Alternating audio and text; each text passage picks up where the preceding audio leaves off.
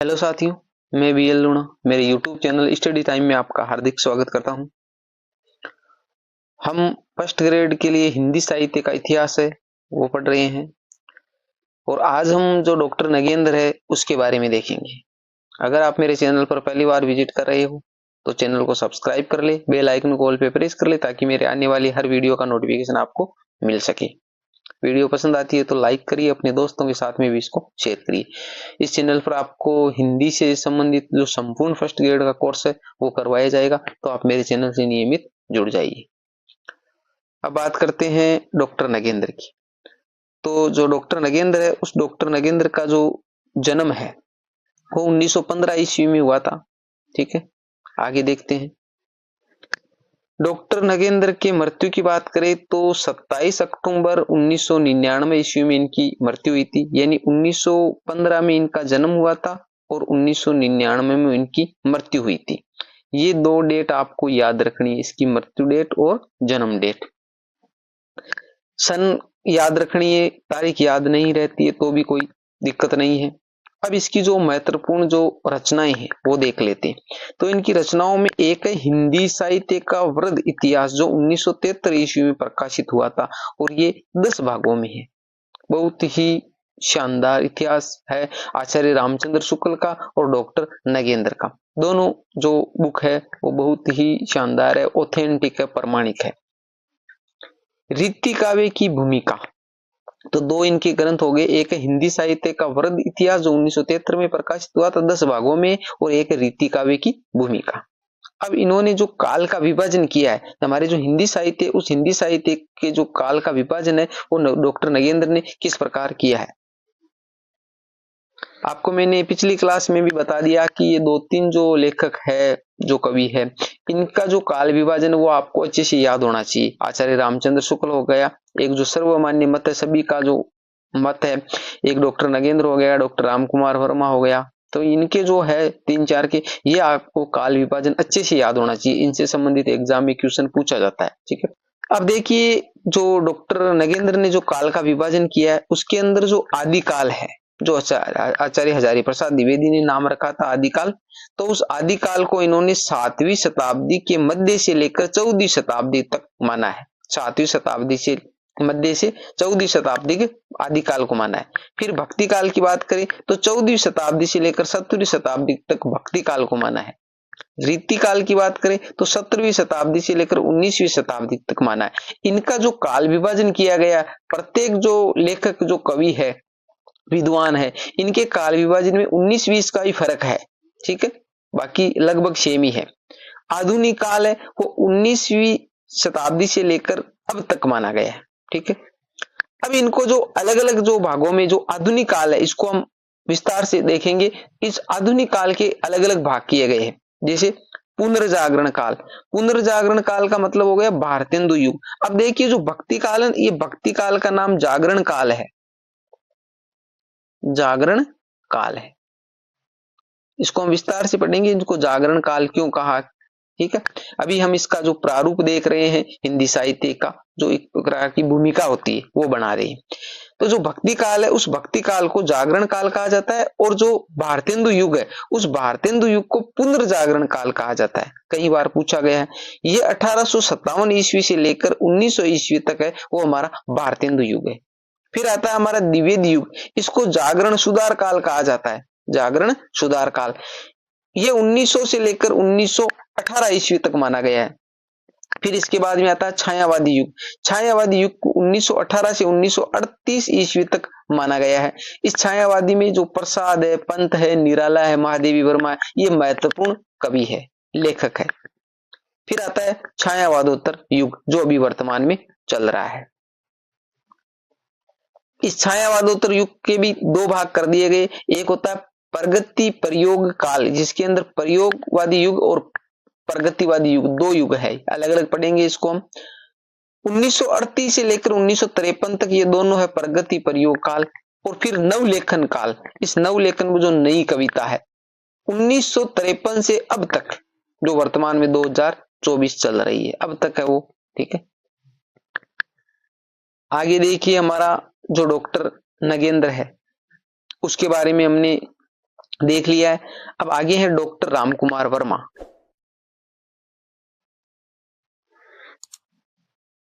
Doctor Ramkumar Verma है, ये भी महत्वपूर्ण लेखक कवि है। डॉक्टर रामकुमार वर्मा है। इसके जन्म की बात करें तो 15 सितंबर 1905 ईस्वी में इनका जन्म हुआ था। स्थान था सागर, जिला है वो मध्य प्रदेश में। मृत्यु की बात करें तो 1990 ईस्वी में इनकी मृत्यु हुई। तो 1905 और 1990 लगभग 85 वर्ष होते। इनका जो इतिहास ग्रंथ है, जो हिंदी साहित्य का इतिहास इन्होंने लिखा, उस रचना का नाम है हिंदी साहित्य का आलोचनात्मक इतिहास। 1938 में ये प्रकाशित हुआ था। जो ये रचना है हिंदी साहित्य का आलोचनात्मक इतिहास डॉक्टर रामकुमार वर्मा की, इसके अंदर क्या मिलता है हमारे को? इसमें जो वर्णन मिलता है वो 693 ईस्वी से लेकर 1693 ईस्वी तक का ही वर्णन मिलता है। यानी 693 ईस्वी के लेकर 1693 ईस्वी के बीच में जो भी इतिहास से संबंधित जो घटनाएं हुई, हिंदी साहित्य से संबंधित जो मैटर था, वही हमारे को इसके अंदर देखने को मिलता है। इनको 1963 ईस्वी में पद्म भूषण सम्मान से सम्मानित किया गया। डॉक्टर रामकुमार वर्मा को जो पद्म भूषण है वो कब दिया गया? 1963 ईस्वी में।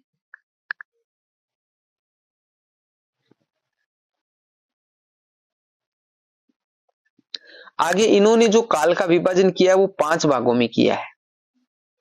जो हिंदी साहित्य इतिहास का जो काल विभाजन है, उस काल विभाजन को डॉक्टर रामकुमार वर्मा ने 5 भागों में विभाजित किया। आपसे क्वेश्चन बनाया जा सकता है यहाँ से, डॉक्टर रामकुमार वर्मा ने हिंदी साहित्य इतिहास को कितने कालों में विभाजित किया? तो 5 भागों में विभाजित किया है। कौन कौन से? पहला है संधि काल एवं चारण काल। संधि काल और चारण काल ये दो अलग अलग है।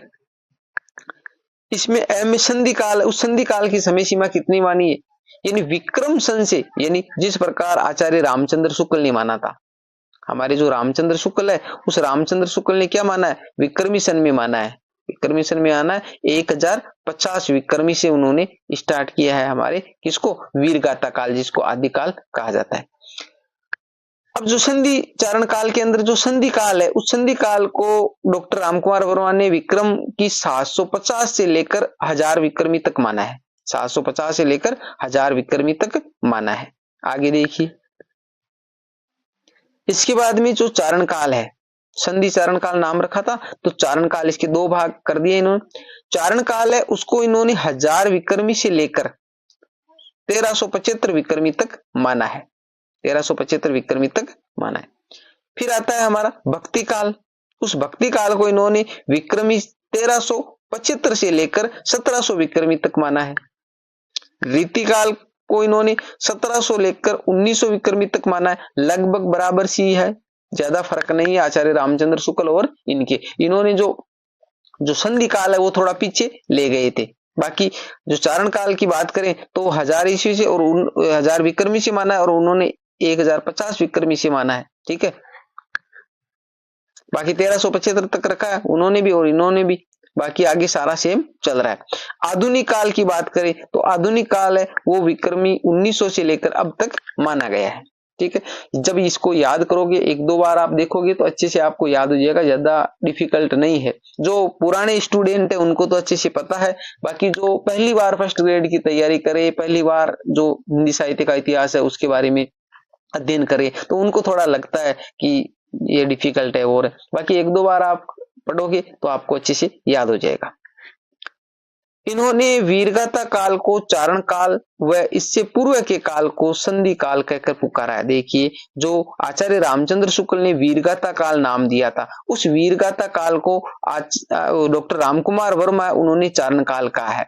और जो संधि काल कहा है वो इससे पूर्व का जो काल है, क्योंकि ये 750 से स्टार्ट कर देते तो वो क्या है? वो संधि काल है। 750 से 1000 तक माना इन्होंने, तो वो संधि काल है। बाकी चारण काल है वो वीरगाथा काल ही है, इन्होंने चारण काल नाम दिया है। मैंने आपको बताया था कि जो आदिकाल है उस आदिकाल के अलग अलग विद्वानों ने अलग अलग नाम रखे। यानी आचार्य रामचंद्र शुक्ल वो वीरगाथा काल कहते, डॉक्टर रामकुमार वर्मा उसे चारण काल कहते, और हजारी प्रसाद द्विवेदी उसे आदिकाल कहते। तो अलग अलग विद्वानों ने अलग अलग नाम उनके रखे हैं, चीज वो एक ही है।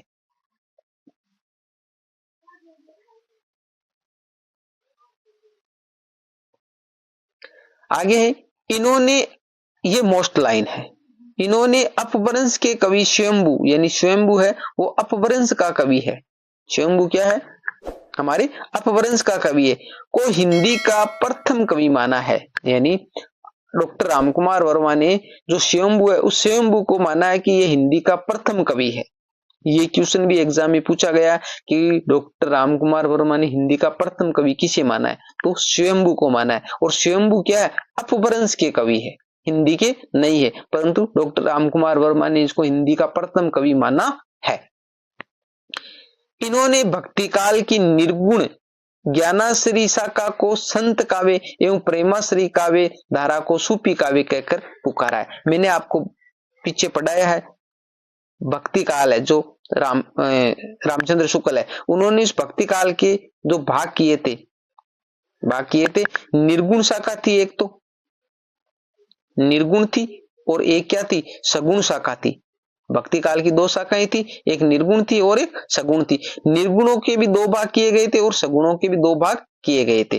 ठीक है, इनमें ज्ञानाश्री शाखा थी, एक तो क्या थी? ज्ञानाश्री शाखा थी, और एक थी प्रेमाश्री, ज्ञानाश्री और प्रेमाश्री। इसके अंदर क्या था? एक तो था हमारा रामाश्री और एक था कृष्णाश्री। ठीक है, मैं यहाँ पर थोड़ा शॉर्ट में लिख रहा हूं, आप मैं जो बोल रहा हूं उस पर ध्यान करें। तो भक्ति काल है, उस भक्ति काल में निर्गुण थे और सगुण थे, दो भाग हो गए। और फिर निर्गुणों का एक ज्ञानाश्री शाखा थी, एक प्रेमाश्री शाखा थी, और सगुणों में एक रामाश्री और एक कृष्णाश्री, यानी राम को मानने वाले और कृष्ण को मानने वाले। इसके अंदर जो ज्ञानाश्री थे उसमें संत लोग थे, और जो प्रेमाश्री थे उसके अंदर जो सूफी जो मौलवी थे। अब जो ज्ञानाश्री और प्रेमाश्री, इनके जो नाम है, एक तो संत काव्य रखा है, एक तो संत काव्य रखा है, ठीक है, और दूसरा क्या नाम रखा है? ये सूफी काव्य रखा है। ठीक है, तो ये जो संत काव्य और सूफी काव्य जो नाम रखा है, ये हमारे रखा है डॉक्टर रामकुमार वर्मा ने। ठीक है, ज्ञानाश्री और प्रेमाश्री, सगुण काव्य में जो रामाश्री और कृष्णाश्री, ये नाम है जो आचार्य रामचंद्र शुक्ल ने रखा है, और डॉक्टर रामकुमार वर्मा ने इसको संत काव्य और सूफी काव्य कहकर पुकारा है। अच्छे से आपको क्लियर हो गया होगा। आगे देखो, एक मिनट, थोड़ा मैं यहाँ पर इरेज करता हूं इसको।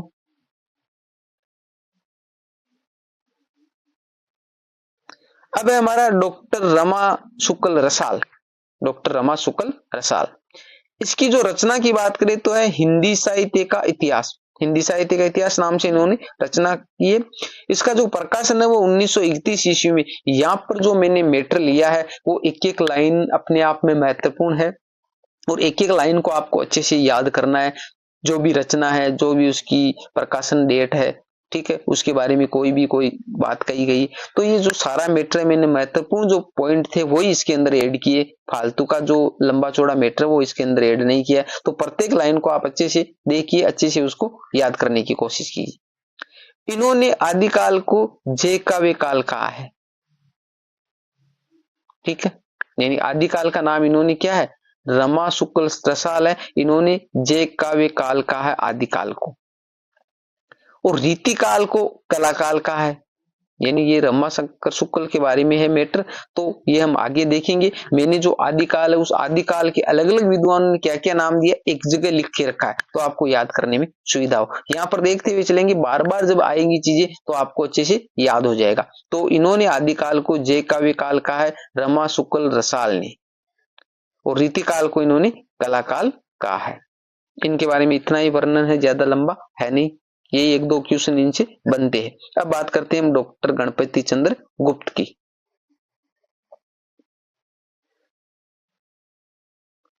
हमारे डॉक्टर गणपति चंद्र गुप्त है, उनके जन्म की बात करते हैं तो 15 जुलाई 1928 ईस्वी में इनका जन्म हुआ था, और इनकी रचना है गणपति चंद्र गुप्त की हिंदी साहित्य का वैज्ञानिक इतिहास। हिंदी साहित्य का आलोचनात्मक इतिहास डॉक्टर रामकुमार वर्मा की है।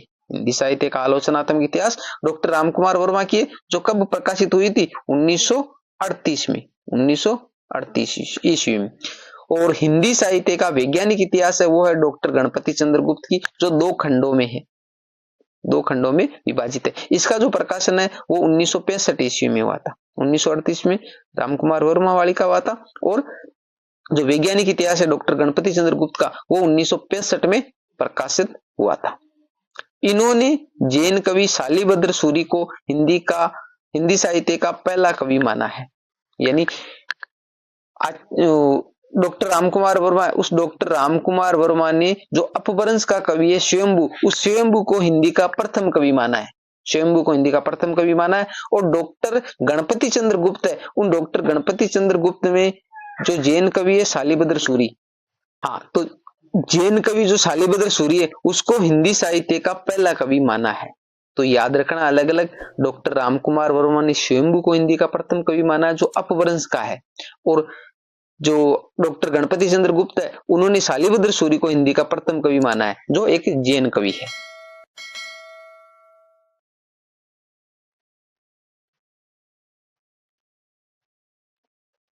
आगे है बाबू श्याम सुंदर दास। बाबू श्याम सुंदर दास, तो बाबू श्याम सुंदर दास की रचना है हमारे हिंदी कोविद रत्नमाला। हिंदी कोविद रत्नमाला जो 1909 ईस्वी में प्रकाशित हुई थी, और उसके बाद में इसका प्रकाशन कुछ सुधार के साथ में 1924 ईस्वी में प्रकाशित किया गया। तो हिंदी कोविद रत्नमाला है बाबू श्याम सुंदर दास की, 1909 में इसका प्रकाशन है। जब एक ही डेट दे तो 1909 है, और दूसरी जो 1924 है। हिंदी भाषा और साहित्य 1920 में, इसका प्रकाशन 1920 में हुआ था। तो ये जो हमने देखा, अलग अलग विद्वानों ने अलग अलग जो काल का विभाजन किया है हिंदी साहित्य के इतिहास का। और दूसरी बात, इनके बारे में जो अलग अलग विद्वान है उनके बारे में, उनकी रचनाएं, उनकी जन्म डेट, वो सारा इसके अंदर देखा। और हमने इसके एक प्रारूप तय किया कि हिंदी साहित्य इतिहास की शुरुआत किस प्रकार हुई थी। अब जो सर्वमान्य काल विभाजन, यानी सभी विद्वानों ने अलग अलग माना है, भाई काल का विभाजन अलग अलग किया है, तो उसमें कंफ्यूजन पैदा होता है कि भाई कौन सा माने हम। तो वो अलग अलग विद्वानों की एक अलग अलग अपनी व्यक्तिगत राय थी जो अलग अलग विद्वानों ने बताई। फिर सारे विद्वानों ने एक जगह फिक्स निर्णय लिया कि भाई जो काल का विभाजन है वो सर्वमान्य क्या रखा जाए, कि जो मिला जुला कर, जिस प्रकार हम औसत निकालते हैं, औसत आपने गणित में पढ़ा होगा, उसी प्रकार इन्होंने देखा कि भाई सर्वमान्य मत है वो क्या होना चाहिए, काल विभाजन। तो सभी ने जो माना वो काल विभाजन है, वो भी आपको अच्छे से याद होना चाहिए। अलग अलग विद्वानों के द्वारा दिया गया काल विभाजन है वो भी आपको याद रखना है। एग्जाम में क्वेश्चन पूछा गया है और पूछते हैं, भाई डॉक्टर रामकुमार वर्मा ने क्या माना है, आचार्य रामचंद्र शुक्ल ने क्या माना है, डॉक्टर नगेंद्र ने क्या माना है। तो अलग अलग विद्वानों ने जो अलग अलग माना है वो भी आपको याद रखना है। और जो सर्वमान्य है पूछा जाए, आपको उस एग्जाम में पूछा जाएगा कि हिंदी साहित्य का आदिकाल का प्रारंभ हुआ था, तो उस ऐसा क्वेश्चन आए तो आपको जो सर्वमान्य मत है वो देना है। और अगर किसी विद्वान का पूछेगा तो पर्सनल उस विद्वान का नाम देकर आपको पूछेगा। तो ये जो काल विभाजन है जो हम अगली क्लास के अंदर देखेंगे। ठीक है, अगर ये क्लास आपको अच्छी लगी है, कुछ आपको अच्छा महसूस हो रहा है, कुछ आपको समझ में आ रहा है, तो आप मेरे चैनल से नियमित जुड़ जाइए। चैनल को अभी तक सब्सक्राइब नहीं किया तो सब्सक्राइब कर लीजिए। जो भी कोई भाई लोग आपके हैं जो फर्स्ट ग्रेड की तैयारी करे या सेकंड ग्रेड की तैयारी करा, जिसके हिंदी साहित्य का इतिहास लगता है, या कोई टीजीटी पीजीटी नवोदय किसी भी एग्जाम की तैयारी कर रहा है, ठीक है, हिंदी साहित्य का जो सिलेबस है वो सेम ही है सारे में, तो उसके साथ में भी आप इसको शेयर करिए, उसको भी बताइए। मिलते हैं अगली वीडियो में, तब तक के लिए जय भीम, जय भारत।